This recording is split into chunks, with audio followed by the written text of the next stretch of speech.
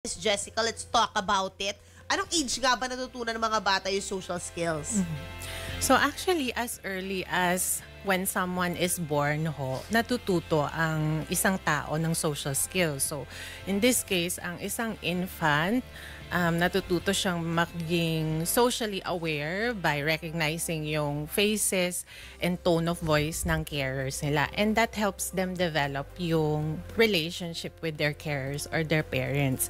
So bawat developmental stage meron tayong iba't ibang developmental milestones. So that's for yung infancy, iba din kapag toddlerhood, etc. and yung succeeding developmental stages. What do you first observe? Pagka, yung markers kung tawagin ninyong mga eksperto sa mga bata na parang magiging, ipa-flag na ng magulang to ask their doctors if tama ba to na ito yung development niya? Is she lacking? Is he lacking? At may kailangan pa ba siyang to work on para maging on the right track of social development? So yung tinatawag nating mga developmental milestones, those are things that you can look out for in children na at each developmental stage, infancy, toddlerhood, early childhood, middle childhood, may iba't ibang parang skills na dapat na-develop na nila. For example, sa toddlerhood they would develop yung joint attention, so sharing yung attention with others, also sharing emotions like joy, with their parents and other significant people in their lives. Early childhood, they learn how to take turns and also communicate their needs. And pagdating naman ng middle childhood, yun na yung cooperating with others because there's a lot of classroom work, ganyan. So ideally tinitignan yung mga iba't ibang skills, developmental milestones at each developmental stage. So for each developmental stage, ano yung mahalagang social skills? What specific skills? Just like what I shared earlier So infancy, yung social awareness with of yung carer, so para mag-develop yung relationship between parent and child.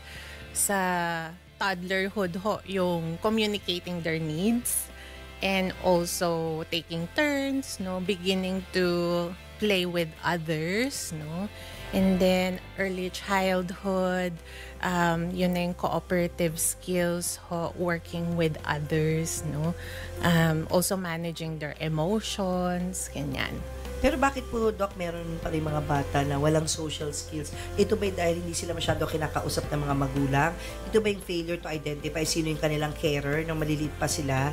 Lalong-lalo na sa mga na families na sobrang busy ng mga magulang na iba-iba yung nag-aalaga sa anak.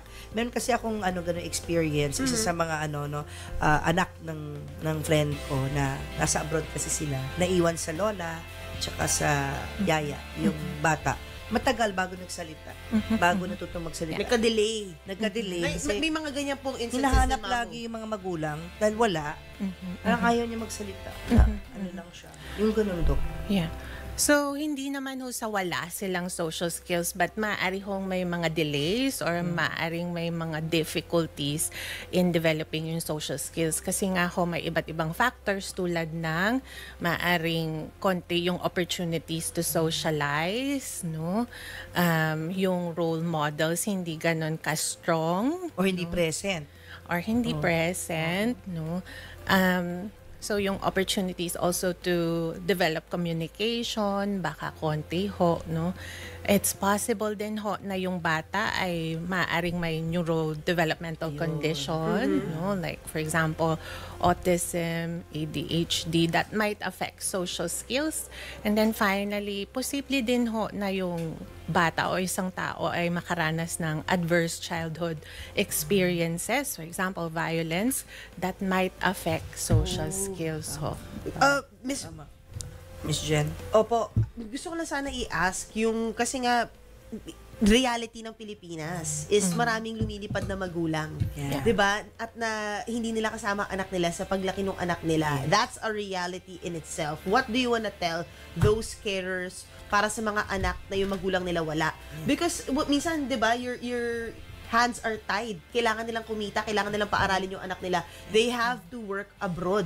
And it's not the whole year na they'll be there, and sometimes it even takes 5 years to 10 years before they see their child again. Yeah. Ano yung gusto mo sabihin sa magulang nila abroad at doon sa mga nagki-care sa mga anak nila? Hindi porket ho nawala yung parents sa Pilipinas ay hindi na sila makaka-develop ng social skills, no? They can build the relationship naman pa rin ho remotely, no, online. So regularly checking in with your children, no, kakamustahin kung anong nangyayari sa kanilang day-to-day activities, ano yung mga highlights ng kanilang week, no. And doon naman ho sa mga carers at home, no, yung mga kasama nila sa bahay, of course, pwede din hong i-train, no, para mas ma-develop pa yung communication and social skills ng mga bata at home. Yan. Meron Wow. ba such a thing as likas na mahiyain? Narinig ko yun eh. Oo. Yung likas na mahiyain, yung ganun. Meron ba? Definitely ho, no? And, you know, that can be a preference. Ibig kong sabihin nun, mas komportable yung isang taong yun na Na mahiyain siya. And there's nothing wrong with it, Doc? there's nothing wrong with it, no? Mas komportable siguro ho sila na parang they listen more than initiate conversations. They would sustain, no, conversations as opposed to yun nga. May magandang point yan, Doc. Yung listening skills. Kasi iba, dakdak lang ng dakdak, Correct, pero wala correct. kulang sa listening skills. Diba? They're more talkers than listeners. Listening is also an important skill. In life, Yan. 'di ba? Sinabi ni Doc, Oo. You have to have that balance. Yeah. Ano yung susunod natin tanong? Oh, hindi, ito na nga, Doc, ito, madam, no, dapat ba, kumbaga parang, is it normal na nawawalan din ng social battery yung mga bata? And, kasi minsan, di ba, ang daming hinahatak mo yung bata sa mga party, lalo ng unang panahon. Wala kang choice. Left Kausapin and right. mo ng tita mo. Tama. Di ba, kausapin mo mga pinsan mo, tita mo. Hindi feel ng bata. Di ba? Yeah. Is that normal? Ano rin dapat malaman ng parents when it comes to that? Good Or question. lola. Yeah. Right. Opo. So, I just wanna differentiate ho, yung social battery sa social skills, no? Yung social battery ho, yun yung energy mo to socialize. While yung social skills, yun yung mga skills or mga behaviors na na-develop mo over time, no? Completing a social task, for example. So, normal ho o natural na change yung social battery ng isang tao, not just children but even adults, no, depende kung anong nangyayari sa kanila, no, sa araw na yon, sa week, sa linggo na yon, or even for that period, no. So iba-iba ho yung So, what do we have to know? Pag if iba-iba siya, 'di ba? What do the parents have to know? How to respect that?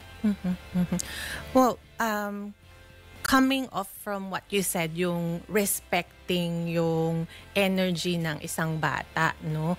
That's very important. And also ho, yung sensing na, teka, it seems like medyo pagod yung anak ko o yung apo ko, no, o yung kapatid ko.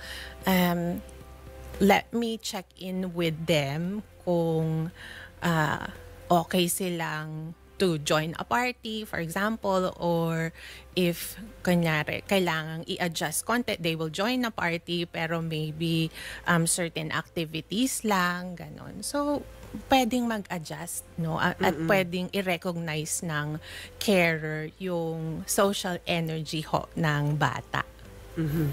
And ano po, no, how does the gadget generation, how is it affecting the socialization of kids today? Okay. So, yung gadgets ho, no, and we can even get into AI later.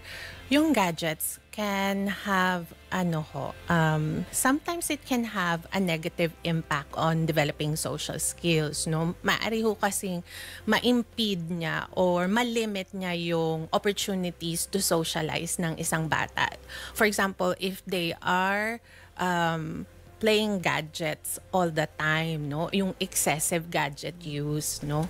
So that can negatively impact their socialization, no? Kasi nga they're sat down in front of the gadget most of the time. You know? And of course, what are the things that we could teach and remind our kids to develop social skills, to have this as an important reminder na importante rin siya in life, Yes. 'di ba?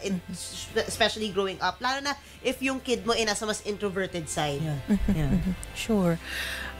So when it comes to teaching social skills, I would like to focus on emotion literacy. No, I think it's really relevant right now in our day and age.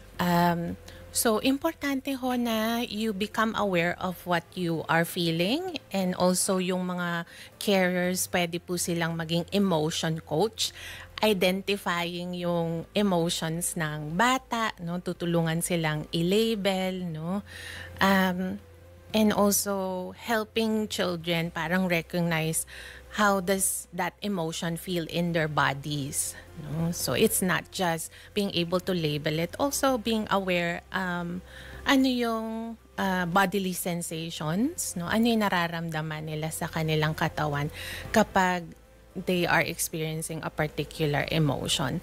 In that way, kapag aware ho sila dun sa kanilang emotions, maaari ho nilang gamitin tong information or data na, okay, nalulungkot ako ngayon or nangangamba or nagagalit, maaaring kailangan kong alagaan ang aking sarili. No?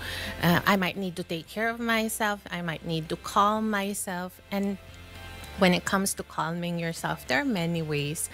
And one of the most parang natural way would be actually using your breath to calm yourself down. No? So yung Pag mindfulness. overstimulated ka. So, Pwede ho. hinto muna, Oo nga stop eh. and breathe. Yes, Correct. pause and breathe. Bongga. And I do hope na maraming mga reminders na natutunan dito sa segment na ito ang ating mga inay. And of course, Miss Jessica, please promote po your programs and activities. Thank you so much, Miss MJ and Miss Tintin. Okay, so we would like to invite you to join Social Smarts. This is an in-person social skills intervention for children and teens, no? So this will be held in DevHub Center for Intervention in May up to July. Okay, so for more information about the Social Smarts program, you can head to our Facebook page, no, DevHub Center for Intervention. And if you have any questions, we'll be happy to answer them. Okay. Puro bata lang ba, Doc, ang inyong mga pasyente? Or meron ding teens, may adults din? Meron din Meron kasi pong DevHub teens eh. and adults. But we are a facility. We're an organization who support everyone in all developmental. So meron kayo specific doctors for specific ages. Opo. Kung adult or young adult, ganyan. I'm gonna get your number, Doc. Okay, sige. Doc Ay, si Jessica Bongga Espanto. Ayan. Head of Yes. psychologist ng DevHub Center for Intervention. Miss Jessica, maraming salamat po. I hope marami natutunan dito yung ating mga inay, ano?